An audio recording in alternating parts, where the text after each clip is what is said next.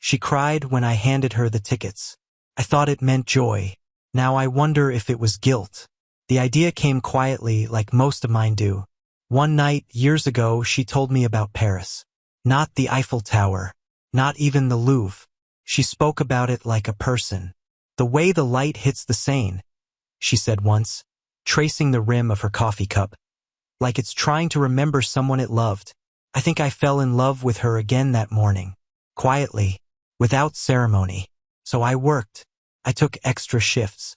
Picked up freelance gigs after hours. Said no to drinks with friends. Said yes to rice and beans 3 nights a week. There was something beautiful about the sacrifice. I imagined the look on her face when I handed her the envelope. My reward wasn't Paris itself. It was seeing her eyes light up with that dream again. When it finally happened, I didn't prepare a speech. I just waited for the right morning. She looked tired that day, pale from work stress, eyes still fogged with sleep. I placed the tickets on the table next to her cereal bowl. The reaction was instant. She gasped. Her hand went to her mouth, and then, tears. She cried. Softly at first, then full sobs. I wrapped my arms around her and she just buried her face into my chest. I thought it meant joy, overwhelm, the kind of gratitude that stuns a person into silence. "You're the most reliable man I've ever known," she whispered into my neck. I didn't think much of that word at the time. Reliable.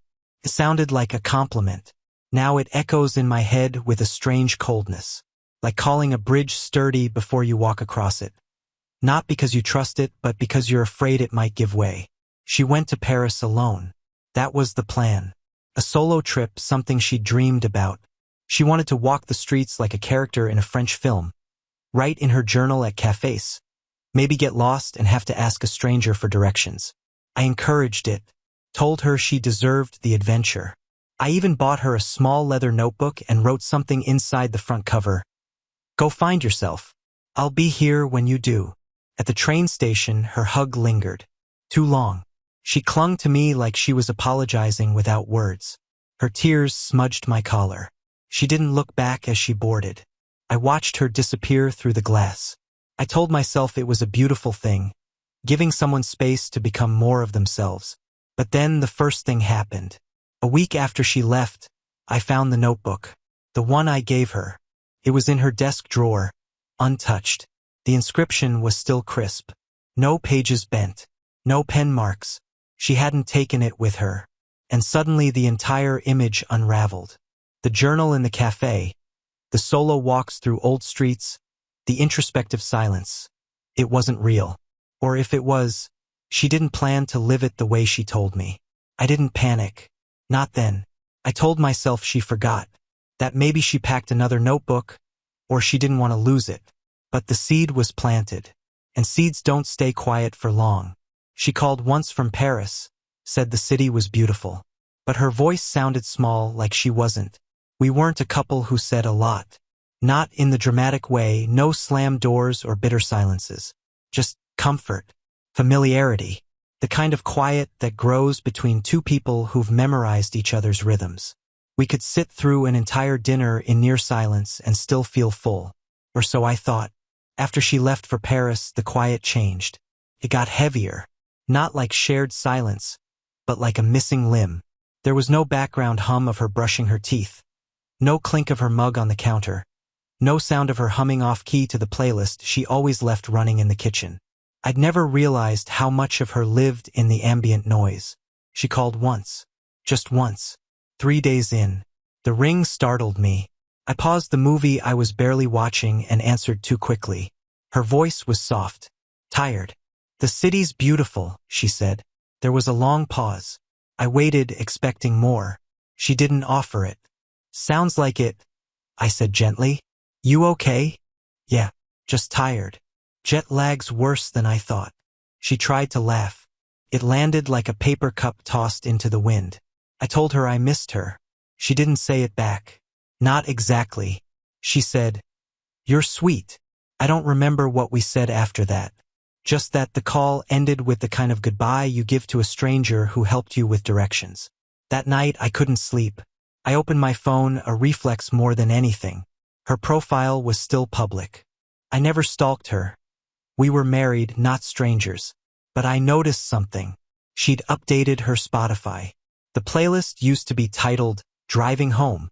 It was full of clean sounds. Acoustic guitars, light indie, the occasional Coldplay track. Safe music. Our music. But now it had changed. New title, For the Rain. The tracks were different. French jazz. Gainsbourg. Françoise Hardy. Some Brigitte Fontaine. Melancholy, smoky, romantic.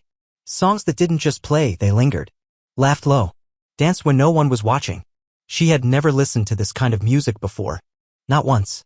I remember trying to play Miles Davis for her one night and she scrunched her nose. It sounds like music that doesn't know where it's going. Now her list pulsed with it. It's strange what you notice when you're alone. I could have ignored it. Chalked it up to Paris, the city doing what it was supposed to. Unlocking something. Awakening some version of her that had been dormant. But it felt like she was building a new self. And that self wasn't one I recognized. I stared at the track titles. Some were romantic. La Javanaise. Tous les garçons et les filles. Others were sensual. One song was literally called Je t'aime, moi non plus. I played it out of curiosity. It wasn't just a song. It was a scene. A confession. A secret whispered across silk sheets. A voice in the back of my head, small but sharp, whispered, "Who showed her this?" The next morning, I found a receipt in the drawer by her bed. A folded one from the night before she left. It was from a bookstore downtown. She'd bought a guide to Paris cafes in French. She doesn't speak French. Never wanted to. In fact, she used to make fun of people who romanticize Paris. It's just a city, she'd once said, with better bread and worse plumbing. But suddenly she had a playlist full of whispered French verses and a travel book written in a language she never cared to learn. I told myself I was being ridiculous. And maybe I was. Maybe Paris was the movie she always wanted to be in. Maybe she was finally the version of herself she dreamed of becoming. Maybe she needed to dance in moonlight and cry at cathedral steps and listen to songs that made her feel like someone's secret. But still, I couldn't stop thinking, when did she start needing things she never told me about? And who taught her that music, if not the city, then who? The jacket was expensive. I'd once tried it on, then put it back. She used to say I had nothing to prove. I remember the way the wool felt between my fingers. It was late December. Cold enough that even inside the store, people kept their gloves on. I spotted the jacket on a half mannequin, dark gray Burberry, tailored but soft. Classic. Timeless. I slipped it on and looked in the mirror. For a second, I liked the man I saw. He looked like he had a story worth telling. She came up behind me and grinned. "You don't need that," she said, her voice light, teasing. "You're not an investment banker. You don't have anything to prove." I smiled, laughed it off. Took it off. Folded it carefully and placed it back on the rack. We walked out into the winter air, her arm looped in mine. I never thought about the jacket again. Until Paris. It started with something casual. Someone we both knew from college posted a story. A mutual acquaintance, the kind of person who documents everything. Latte art, street corners, vaguely profound quotes in cursive. I wouldn't have paid attention, but the story paused longer than expected. 2 wine glasses. A hotel table. Low light. An intimate angle, not romantic, not exactly, but close. Then a hand. Pale pink nail polish. Her color. Her hand. I sat up. Watched it again. The glass shimmered under candlelight. A quiet clink as her fingers grazed the rim. Then the frame changed. It only lasted half a second. But it didn't have to be longer. A chair. A jacket draped on the back. Dark gray. Heavy wool. The cut was unmistakable. The pattern inside the collar iconic. Burberry. The same one I had held. The same one she told me I didn't need. I felt the weight of it before I felt anything else. It wasn't mine. But it was familiar. Too familiar. I replayed the story. Froze the frame. Zoomed in. Not because I needed confirmation, but because some part of me wanted to be wrong. Maybe it was someone else's. Maybe it was hers. Maybe it was just a coincidence. But I knew better. She had never liked that style. Said tailored coats looked too rehearsed. She wore boxy jackets, soft textures, practical lines. Whoever owned this coat knew what they wanted to say with their silhouette. And she was dining with them. 2 glasses. 1 candle. Her hand resting too close to the second glass not to belong there. I scrolled back, trying to find the context. Nothing. No tags. No captions. But the view through the hotel window, a narrow street lined with iron railings and warm light, was unmistakably Paris. I closed the app. Sat still. That was the first time it didn't feel like a trip anymore. It felt like a separation. I told myself she might be making friends, meeting locals, letting the city take her in. Maybe she met someone who showed her music, who dressed well, who took her out for wine in hidden hotels. Maybe he wore a jacket like the one I couldn't afford, the one she once said I didn't need. But that was the thing, wasn't it? It's not that she changed. It's that she changed when I wasn't looking. When I gave her freedom, she built a world I wasn't in. New music, new language, new dinner companions, and a jacket, one I couldn't wear even when I wanted to. That night, I went back to the mirror, looked at the clothes I had folded on the dresser. The same hoodie I wore to work, the same jeans she used to say made me look comfortable. I used to think comfort was love. Now I wondered if it was just invisibility. I kept staring at that paused frame on my phone, the jacket draped there like a quiet confession. She hadn't sent me a photo in days. But someone else had. If you slow something down enough, it starts to confess. I didn't sleep that night. I didn't even try. I sat in the living room with the lights off, the only glow coming from my phone screen. It cast long shadows across the floor. My coffee went cold beside me, untouched. At some point, the cat curled at my feet and left again. I barely noticed. I kept watching the video. Over and over. Slow. Slower. Tap to pause. Tap to replay. Tap to zoom. The story only lasted seconds. But when you stretch time out far enough, it starts to unravel. Even the smallest moments begin to talk. At first, it was just her hand. Pale pink nails. Delicate, a little chipped, she always painted them in a rush. It slid across the table toward the second glass. Not to drink. Just touched it. Fingertips on the stem. Familiar. Casual. That touch wasn't new. I zoomed in further. Her wrist bent slightly, the way it did when she used to rest her hand on my chest, just under my collarbone. The candlelight flickered, and in that shimmer I saw something more than movement. I saw comfort. Muscle memory. Then I saw her cheek. Just the edge of it. The glow of the flame catching the faint curve of her smile. Not broad. Not staged. Just there. Natural. I told myself again that it could be nothing. A group dinner. A shared table in a boutique hotel. Paris was full of strangers with taste. Maybe she sat beside someone who smelled like cologne and wore expensive jackets and liked the same French music that suddenly filled her playlist. But denial is a fragile wall. You press your finger to it and it gives way like wet paper. Because there were details. The jacket. Draped behind her, not across from her, meaning whoever wore it was seated beside her, not in front. That's not how group dinners go. You don't sit next to someone unless you've already chosen them. And the ring. Her wedding band. It wasn't there. Her hand moved slowly in the video, enough to confirm what I already suspected. Bare. No gold glint. No accidental shine. It's funny. I never asked her to wear it all the time. She said rings made her fingers itch, and I believed her. We were casual about that sort of thing. Trust was stronger than jewelry. But not seeing it there, in Paris, in a hotel, in a frame that had no business including her, was like watching a lock without a key. I told myself I was imagining things. That memory was playing tricks on me. But then I remembered her posture. The lean. It was subtle. But it was there. Her shoulders were tilted, her elbow angled just enough to show comfort with someone nearby. A lean not toward the table but toward the chair beside her. Like gravity had changed and she no longer tilted toward me. There's no smoking gun in that video. No kiss. No whispered confession. But I think that's what made it worse. Cheating implies an event, a single sin, a betrayal with a timestamp. This was quieter. Softer. More dangerous. This was forgetting. Forgetting the promises we made over coffee. Forgetting the nights I stayed up late calculating miles and budgets just to buy her that ticket. Forgetting the way I always made sure her side of the bed was warmer. She hadn't replaced me with someone else. She'd simply stopped remembering I existed. I paused the video again, just at the frame where the jacket meets the candlelight and her hand brushes the wine glass. I stared at it until my eyes burned. Then I took a screenshot. Not to confront her. Just to remember that I wasn't crazy. Sometimes betrayal doesn't shout. It flickers in frames and posture and hands left unclaimed. And if you slow it down enough, it starts to confess. She sent me a photo. Her smile was soft. Behind it, I saw the sane and something I couldn't name yet. Morning came with that strange hush, the kind that settles over the house when there's nothing left to anticipate. I hadn't slept. Just drifted in and out of restless thoughts. The curtains moved with the wind and I found myself listening to the quiet like it could confess something. Then my phone buzzed. Her name lit the screen. I opened the message expecting a check-in. A question about the cat. Maybe something about weather or time zones, something logistical. Neutral. Instead, it was a photo. Her by the river. The Seine curling behind her like a ribbon of silver. Cobblestones.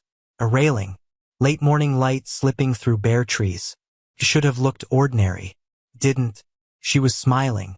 Not a pose, not the practiced, tight-lipped kind we send to family or post online. This was unguarded. Soft. Like someone had just said something funny and she couldn't help but laugh. Even though she was trying to hold it in. There was a blush to her cheeks. Not makeup. Something warmer. Lived in. Her scarf was new. Emerald green. I knew her wardrobe like I knew our grocery list, habitual, familiar. This scarf didn't belong. Neither did the lipstick. Darker than usual. Braver. Underneath the photo, she'd written, "Thinking of you." It should have felt sweet. Comforting. Didn't. Because her face didn't look like it was thinking of me. It looked like it was being seen. Like someone had said her name and she turned to answer it, lit up before she even realized it. And whoever took the picture captured her mid-answer. That's what froze me. The intimacy of it. This wasn't a selfie. The angle was off. Slightly tilted. As if the person holding the phone was just tall enough to look down at her with affection. Candid height. Familiar. She wasn't looking at the camera. She was looking past it. Someone who'd just made her laugh. I saved the image. Not because I wanted to keep it, but because I needed to study it. Like evidence. Like something that might change if I stared long enough. But the truth stayed fixed. That look, it wasn't for me. It was the kind of expression you wear when someone's watching you, and you want them to keep watching. I didn't reply. I didn't ask who took it. Didn't ask about the scarf or the laughter or the message. I just let the silence sit between us. Like a crack in the ice I was pretending not to hear. But it was there. Spreading. And part of me wondered if she was waiting for me to say something. Not because she missed me, but because she felt the silence too. And maybe, just maybe, part of her wanted me to break it first. The silence between us grew polite. And that somehow hurt more than rage. She came back on a Thursday. The same train station where I'd kissed her cheek goodbye now felt like a neutral zone. Her suitcase rolled behind her like a well-behaved pet.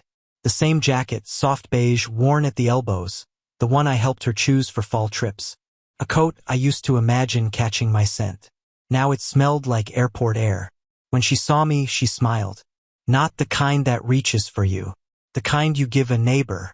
Or a distant cousin at a wedding. Warm, out of obligation. She hugged me. Quick. Efficient. Her chin grazed my shoulder, and then she stepped back like we'd completed a formality. Like we were two adults acknowledging the end of a brief delay. Paris was amazing, she said.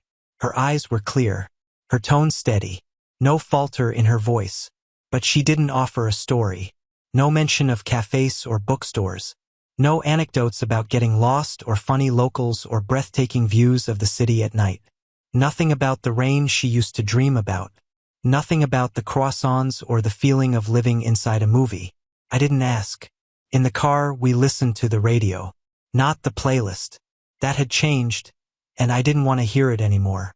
At home, we cooked dinner together. Chicken and roasted vegetables, something simple.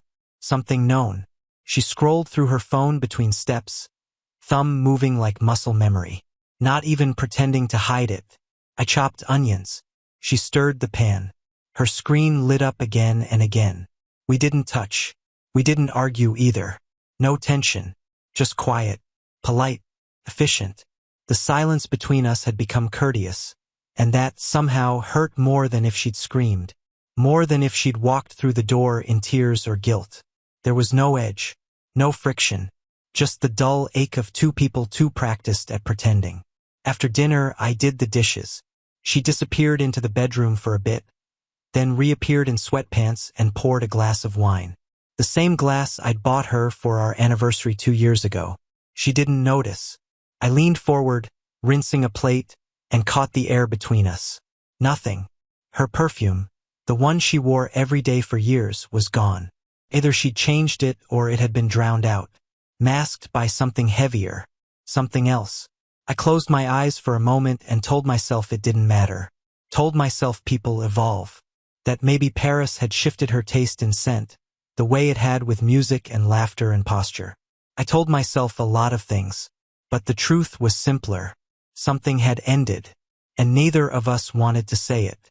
We moved around the kitchen like ghosts of ourselves, each step rehearsed, each word trimmed down to its function. The house hadn't changed. The photos still hung. The coffee still brewed the same way. The couch still sagged on her side. But the warmth had drained from it all. That night, as I lay in bed beside her, our backs inches apart, I stared into the dark and waited to feel something. Anger, longing, a spark of hope, anything. Instead, I heard her breathing slow into sleep, and I realized she wasn't coming back. She was already gone. I didn't confront her. I just stopped asking her to come closer. Some decisions don't happen all at once. There's no slammed door, no declaration, no moment you can point to later and say, that's when it ended. Sometimes it's slower, like a dimmer switch turning down the light, just enough that you stop noticing the shape of things. I started waking up early again, not for work, not for productivity, just to be awake before the house started moving. I'd walk the neighborhood while the sky was still pale, mist hanging low over the hedges. The same cracked sidewalk squares I'd passed for years, now unfamiliar in the quiet. Cold showers followed, the kind that strip you bare and make you breathe sharp. There's a certain clarity in cold, like grief gets chased out by the chill. She'd still be asleep when I got back, or pretending to be. I didn't check her messages, didn't glance at her phone when it buzzed, didn't ask who it was when she smiled faintly at the screen, then tucked it face down beside her. I wasn't punishing her. I was pruning, letting the space between us grow, like trimming back a dying tree to see what's still alive underneath. If anything, she noticed. Of course she did. One evening, as we were brushing our teeth, she glanced over and asked, "Are you okay?" Her voice was gentle, almost too gentle, like a nurse checking in on a patient she already knew the answer for. I looked at her in the mirror, the reflection of someone I once knew.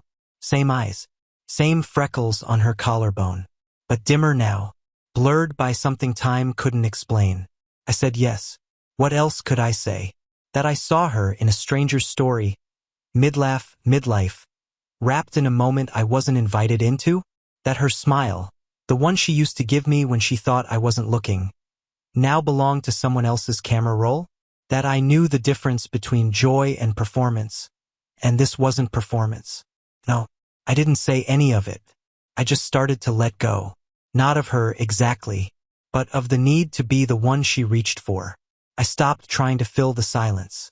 Stopped suggesting movie nights or asking about her day. Stopped trying to be the gravity that pulled her home. She used to be warm in our bed. Now she curled toward the far edge. Still within reach technically, but unreachable all the same. And I stopped reaching. It wasn't spite. It was preservation. You can only knock on a locked door so many times before the silence becomes your answer. Some days I imagined telling her everything. Showing her the screenshot. Asking who took the photo. Asking if the scarf was a gift. If the music meant anything. But that fantasy faded quickly. Because I already knew. And knowing is quieter than I thought it would be. It doesn't rage. It doesn't scream. It just sits there, calm, still, final. Like a decision you didn't know you'd already made. She never admitted it. I never asked. That was our final language. Omission. There are kinds of truth that don't speak. They hover. In corners. In pauses. In looks that land just to the side of your face instead of meeting your eyes. We didn't argue. We didn't scream. We drifted. She started staying out later. A dinner here. A work event there. Just needed air, she'd say, shrugging off her coat like it was the conversation. First, I pretended to care. Asked what she ate. Who she saw. She'd answer lightly, vaguely. Enough to suggest she hadn't done anything wrong. And maybe she hadn't. But wrongness, I was learning, isn't always in the action. Sometimes it's in the absence of inclusion. The way a moment happens and you're not inside it. Eventually, I stopped asking. Not out of pride. Just exhaustion. One night, I passed her phone on the counter. It buzzed. The screen lit up with a name I didn't recognize. Not a spam call. Not a group chat. Just a first name, simple, neat, harmless. I paused. For a second, the ache returned. The one that used to live in my stomach. The suspicion, the heat. But it passed. I didn't pick it up. I didn't ask. I just kept walking. The truth doesn't always knock. Sometimes it waits in the corner.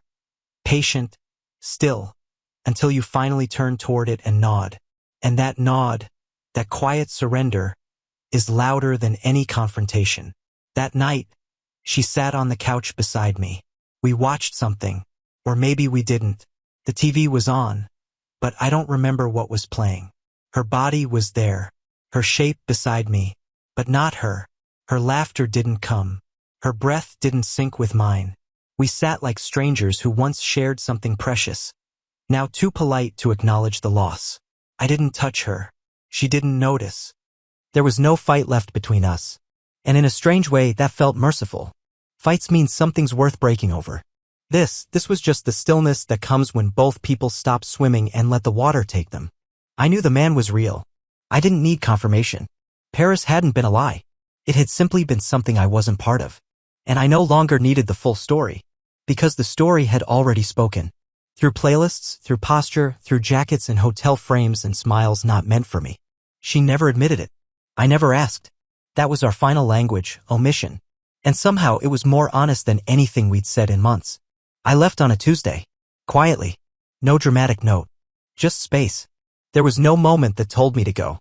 No final argument. No revelation. Just a stillness. A clarity that arrived one morning like frost on the windows, uninvited but certain. I left on a Tuesday. She was out. Pilates, maybe? Or another dinner with a name I didn't recognize. The details no longer mattered. What mattered was the stillness in my chest. The absence of ache. I thought it would hurt more. It didn't. I moved slowly. Deliberately. Like someone packing for a weekend trip. Not an escape. Not a flight. Just a departure. A suitcase. 2 shirts. A sweater she once bought me, navy blue, soft at the elbows.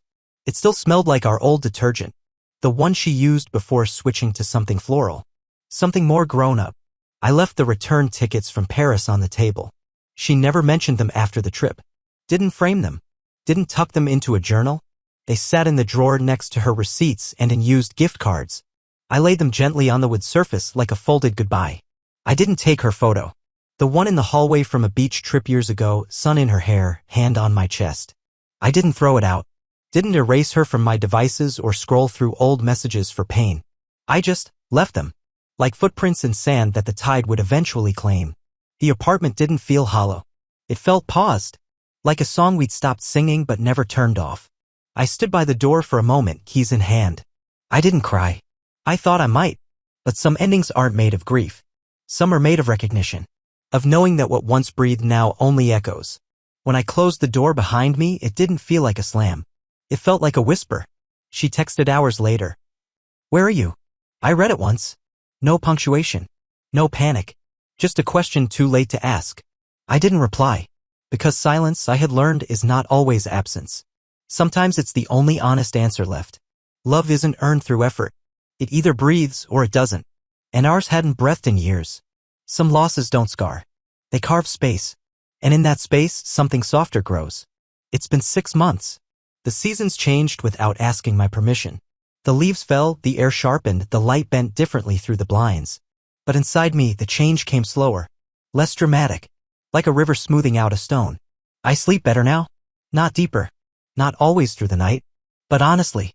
No pretending to be asleep while listening for her key in the lock. No rehearsing confrontations in the dark. No hoping a buzz on my phone might rewrite what had already been written. Just stillness. And sleep that doesn't lie. The mornings are mine again. I still walk. Same route. Same cracked sidewalks. I see the neighborhood for what it is, not as a backdrop for what used to be, but as something alive, even without her in it. I pass couples sometimes. Hands clasped. Laughter that trails behind them like a thread. I don't flinch. I don't ache. I don't tell myself stories about who they are or how long they'll last. I let them pass. And I keep walking. I think about love differently now. Not as a transaction. Not as something to be earned or bartered. I used to think if I gave enough, showed up enough, held steady enough, I would be chosen. That devotion could equal presence. That loyalty would guarantee love. But love doesn't work that way. It isn't earned through exhaustion. It isn't secured by silence. It doesn't thrive in spaces where it has to be proven again and again. I know better now. I give differently. I ask differently. I've stopped trying to be enough. I just am. Quiet. Whole. Still. There are pieces of her that still surface sometimes. A song in a cafe. The smell of her old perfume on someone else's coat. A flash of laughter that sounds just like hers. They no longer feel like ghosts. Just passing weather. Brief, then gone. She never apologized. And I never needed her to. Some losses don't scar. They carve space. And in that space, something softer grows. Not joy exactly. Not yet. But peace. And peace, I'm learning, is not the absence of grief, it's what builds when you stop trying to make grief explain itself.